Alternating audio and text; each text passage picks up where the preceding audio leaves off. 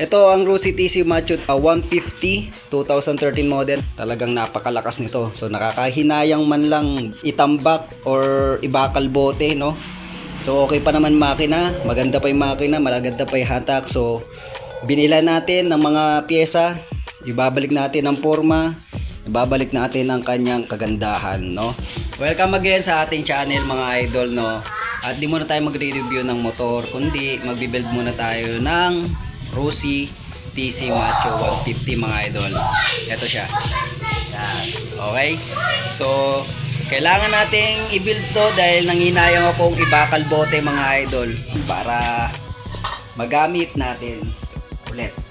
Napakaganda kasi ng motor na to mga idol. Dami na rin pinagdaanan. So, nakakainayang lang talaga. Simulan natin.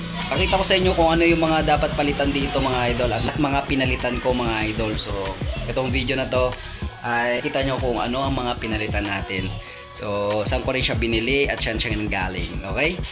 Yon, kamusta mga ka-idol? Welcome na naman sa ating channel. Medyo busy ako mga idol at hindi muna tayo mag-review ng motor, kundi magbi-build muna tayo ng motor together with TC or Rossi TC Macho 150 2013 model na to. So medyo matagal-tagal ng motor na ito, no? So sayang naman kung hindi natin i-build o ipapagandahin ulit kasi ayon sa ating mekaniko na tumingin dito ay napakaganda, napaka-solid.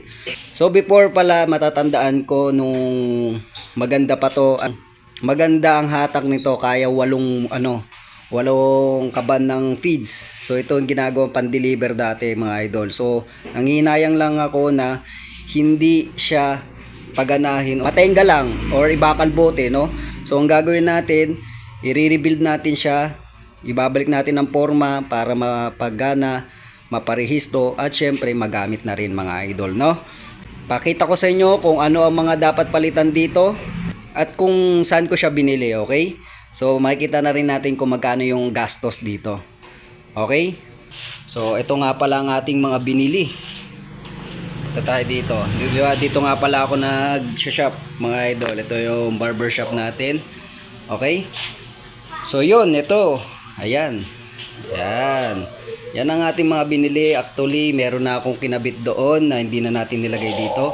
So ito na po siya. So hopefully, lahat okay na. Lahat magkasya na.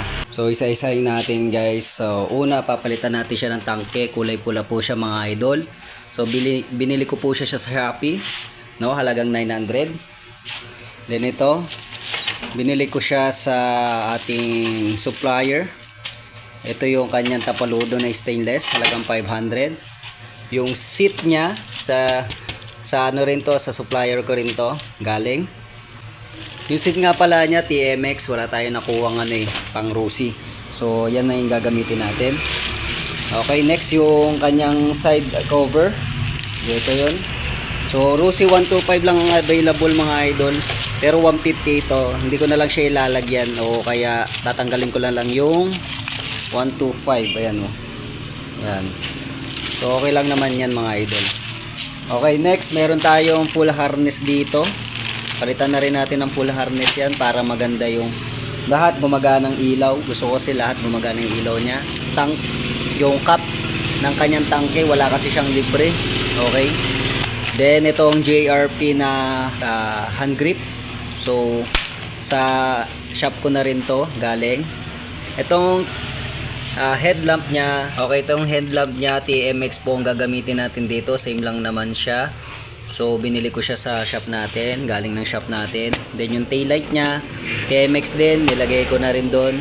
Kinuha ko na rin sa shop natin. Then ito ang kinuha ko sa Shopee.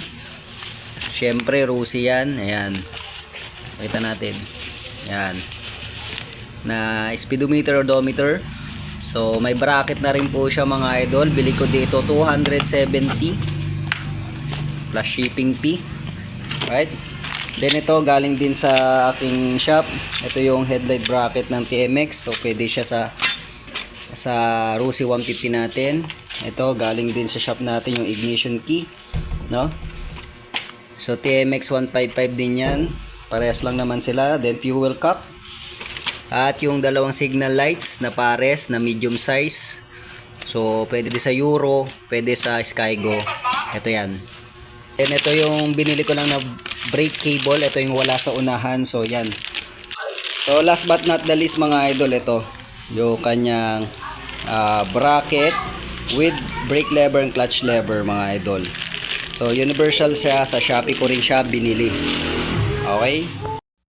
At para tapusin ang video na to, huwag sanang kalimutan mag-subscribe at i-hit ang notification bell para lagi kang updated sa mga ganitong klaseng impormasyon tungkol sa mga bago at lumang mga motor. At i-like at i-follow nyo na rin ang ating munting page na Haji Moto Vlogs TV. Ito po si Haji from Haji Moto Vlogs. Thank you for watching and peace out!